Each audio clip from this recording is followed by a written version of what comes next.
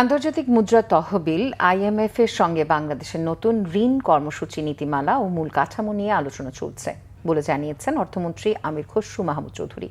বলেন, দেশের অর্থনীতি ও জনগণের স্বার্থ বিবেচনায় প্রয়োজনীয় সংস্কারের সময় ও ধাপ সরকারই নির্ধারণ করবে। এতে আইএমএফ সম্মত হয়েছে।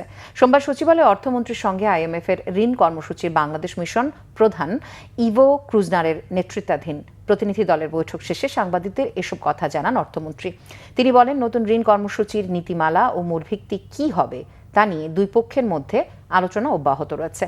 আইএমএফ ধাপে ধাপে কিছু পরিবর্তনের প্রস্তাব দিয়েছে, তবে দেশের অর্থনৈতিক বাস্তবতা এবং জনগণের স্বার্থ বিবেচনায় কোন সংস্কার কখন বাস্তবায়ন করা হবে সেই সিদ্ধান্ত সরকারই নেবে। এ বিষয়ে আইএমএফ সম্মতি দিয়েছে। অর্থমন্ত্রী বলেন, একটি রাজনৈতিক সরকারের দায়িত্ব ও জনগণের প্রতি দায়বদ্ধতাকে আইএমএফ সম্মান করে। তিনি আরও জানান, দেশের আর্থিক খাতে সাম্প্রতিক অগ্রগতিতে সন্তোষ প্রকাশ করেছে আইএমএফ। বিশেষ করে শেয়ার বাজারের উন্নয়ন এবং কর জিডিপি অনুপাত বৃদ্ধির বিষয়টি ইতিবাচক হিসেবে দেখছে সংস্থাটি।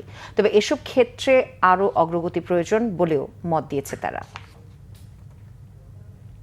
যে নীতিমালা কি হবে, প্রিন্সিপাল কি হবে।